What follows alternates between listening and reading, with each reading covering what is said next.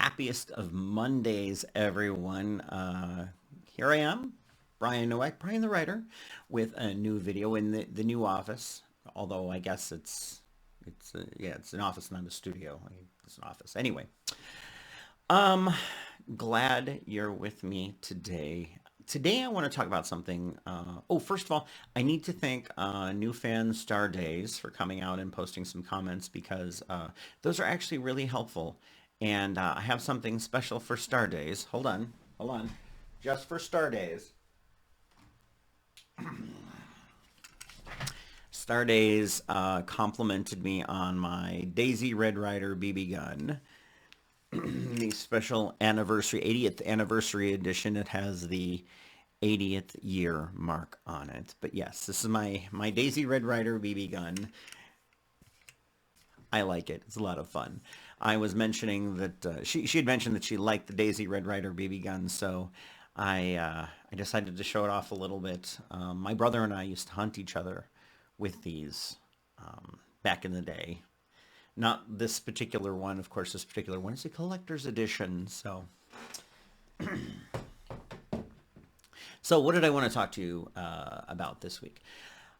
There was something that came up, and I can't remember if it was on the independent author support discussion or was it Get Writing Horror or one of those Facebook groups where somebody had come up with the question about writing rituals. I decided that was something that I wanted to talk about a little bit because I do have some rituals. I don't have a lot. There are some writers who will do things like, if they're going to go out and writing, they can't.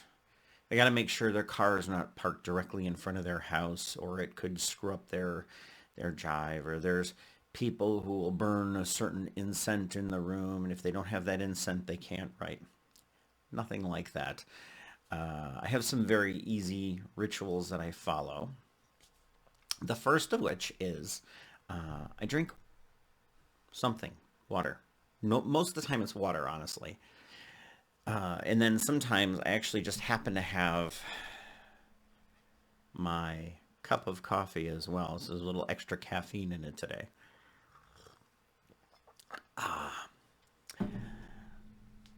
There is a myth out there. It's been a myth that's been perpetrated for a long time. That the idea, it's this image of a writer sitting there pouring their heart out in a book, and they've got a big bottle of wine and a bunch of empty bottles sitting next. Studies have shown that the amount of alcohol that you consume has an inverse relationship to your creativity. So the more drunk you are, the less creative you tend to be.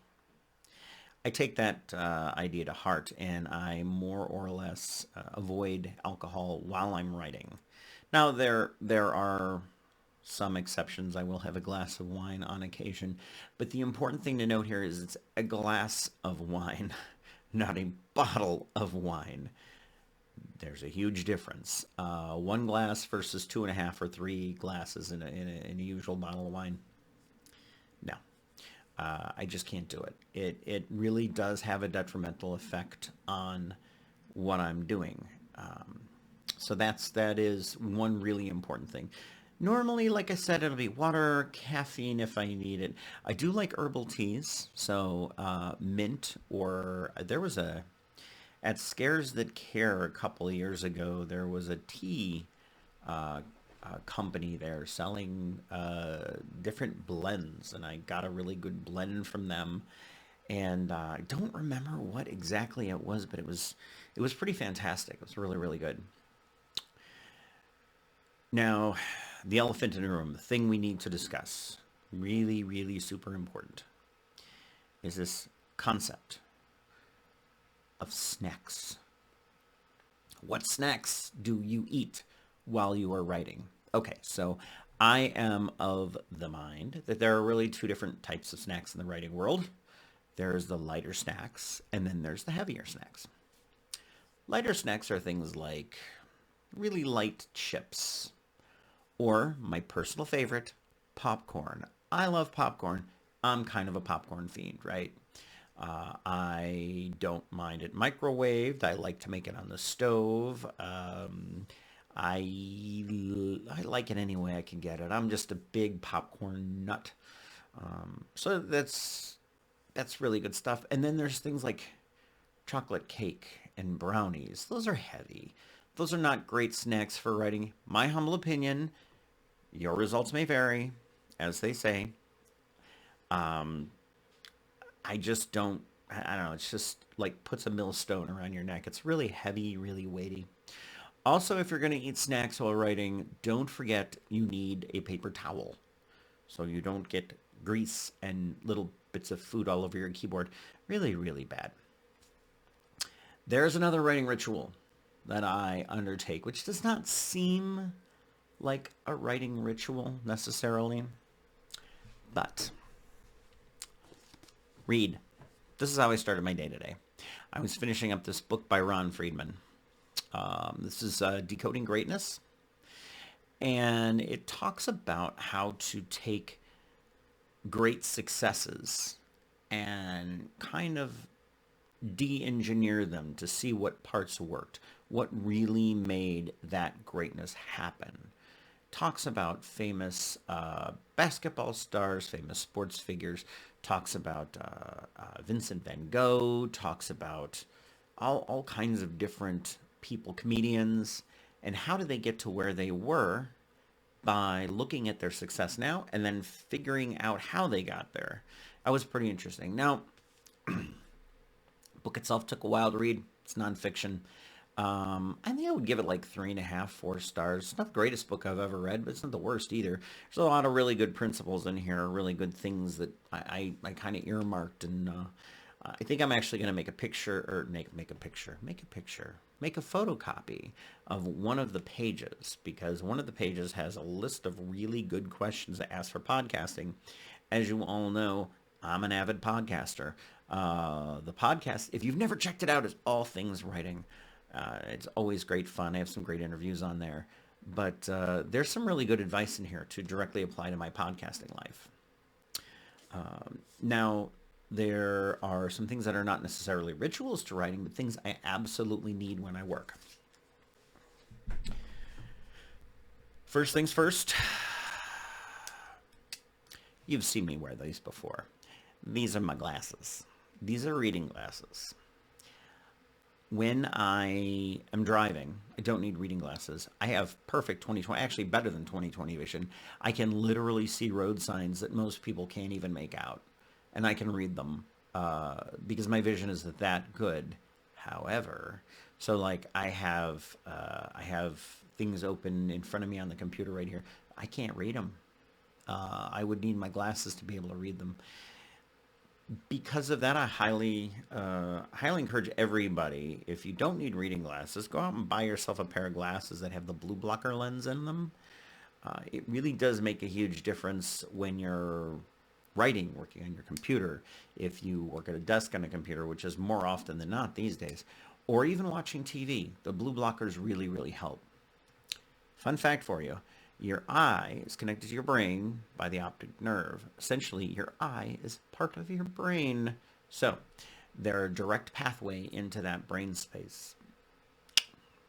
Be careful with that brain space, right? Blue blockers will really help with that blue light, which we know makes it hard for us to sleep at night. It can cause other complications. Blue light is not the best thing for you, okay? Anybody who's listened to All Things Writing or has read my newsletters or really anything else know that I have a disability. I have a thing called fibromyalgia. Those of you who know what fibromyalgia is or has loved ones with fibromyalgia will know that it's kind of a nasty thing, right? So another thing that's important to me in my writing life are these gloves that I wear. I honestly, they're available anywhere. I get mine at a place. Let's see. I don't want to mention the brand name. It's a place called. I'm going to change the name to protect the innocent and the guilty. A place called Dome Hippo, and that is a place where you can get these wonderful glasses, these wonderful gloves, fairly cheap, but they warm my joints. They warm my knuckles. They make it so that I can continue working. Also makes me look like I should be begging for change. Hey, mister, can I have some change, mister?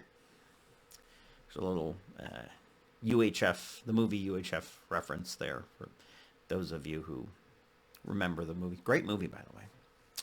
Let's see, what else is going on in the life of Bryan Nowak, Bryan the writer. So it's Monday today. On Saturday, the next show on all things writing comes out.